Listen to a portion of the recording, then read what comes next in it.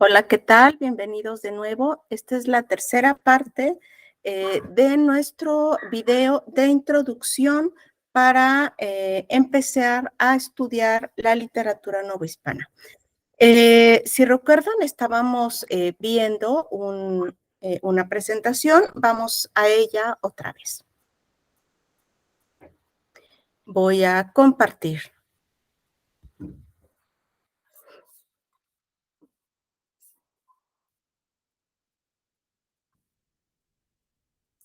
Muy bien, aquí estamos. Lo que vamos a hablar en adelante es un poco reflexionar acerca de la conquista de México. Recordemos que aunque estábamos hablando antes sobre los grandes virreinatos que se conformaron después de la llegada de los españoles a América, bueno, nos referiremos en esta ocasión solamente a la conquista de México, puesto que la literatura novohispana, bueno, pues tiene que ver precisamente con la literatura creada en lo que ahora es México. Bueno, esta conquista inicia con las expediciones que se hacen de Cuba hacia lo que es el continente. Recordemos que esta primera inmersión de los españoles en el continente había sido hacia la costa de lo que ahora es Venezuela, pero no se tenía todavía conciencia pues del tamaño de este nuevo continente, e incluso no se sabía aún que era un nuevo continente. Bueno, en estos primeros años del siglo XVI, en la pues, muy reciente Cuba, estaba como gobernador y adelantado Diego Velázquez, que no hay que confundir con el pintor, que bueno, pues son contemporáneos, pero no son la misma persona.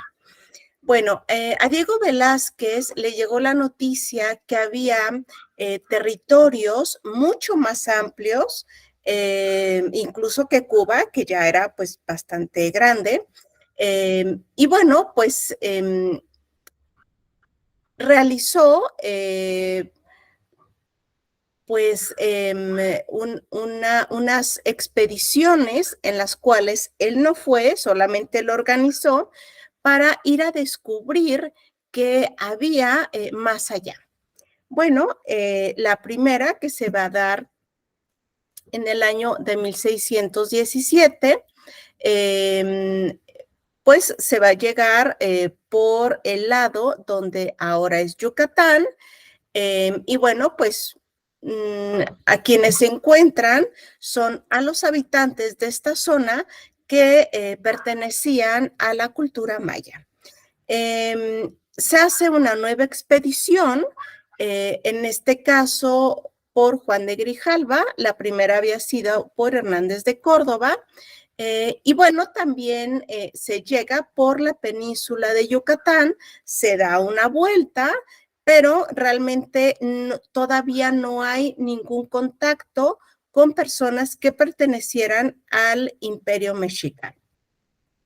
Es hasta la tercera expedición hecha ya por Hernán Cortés en 1519, cuando pues va a encontrar personas ya por el lado de Veracruz y Tabasco, no por Yucatán, que pertenecían al imperio mexica o azteca, ¿no? Como muchas personas lo llaman.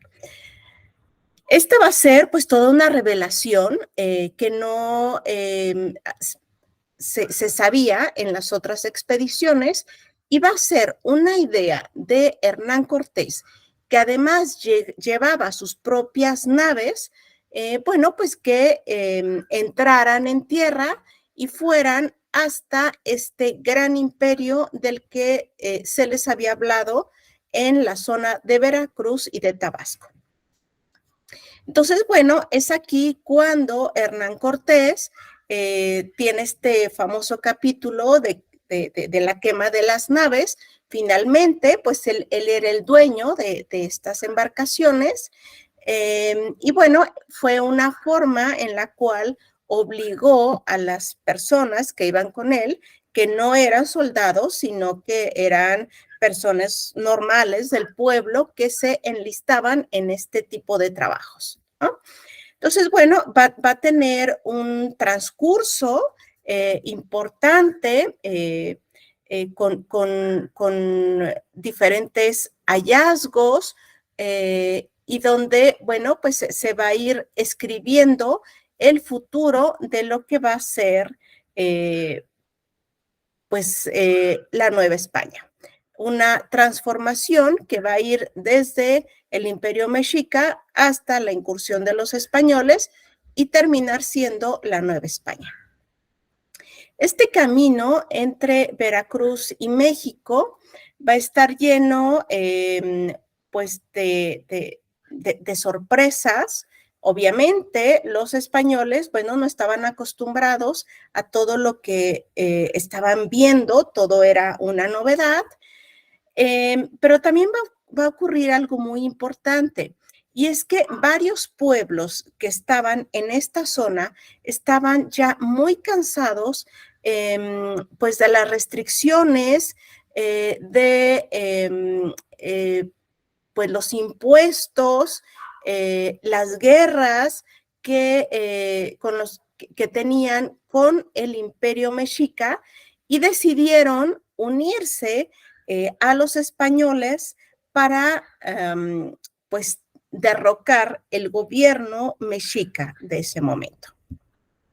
Por eso se suele decir, bueno, pues que la culpa fue de los tlaxcaltecas, como diría Elena Garro, pero bueno, pues también debemos entender la situación por la que estaban pasando estos pueblos, y bueno, pues las circunstancias se dieron así, ¿no?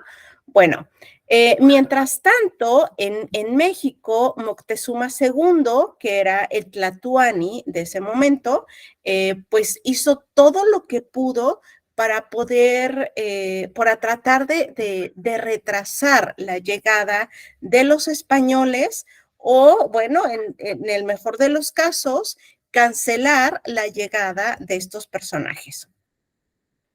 Hay mucho mito acerca de que si los mexicanos creían que eran dioses por las características físicas que se le atribuían al dios Quetzalcóatl.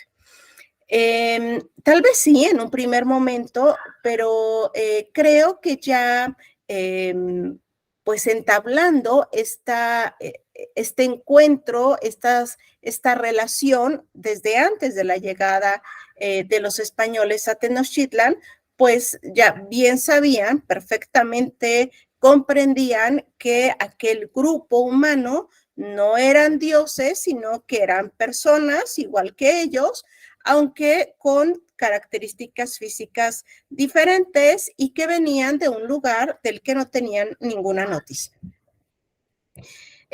Moctezuma, bueno, pues entra en una crisis tremenda, tanto de poder, anímica, etcétera.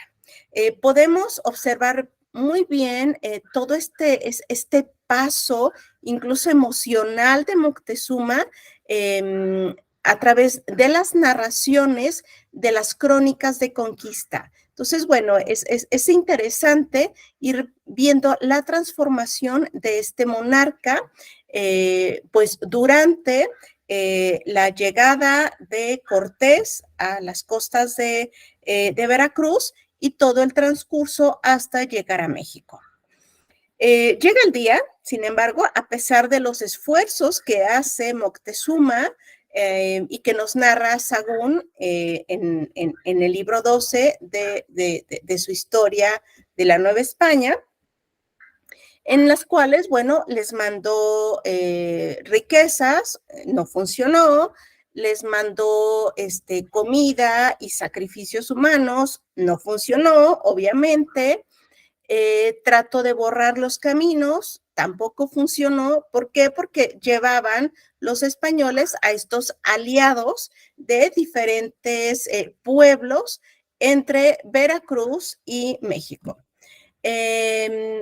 Lo último fue tratar de, por medio de la religión, detener a estos invasores, pero bueno, pues tampoco se logró.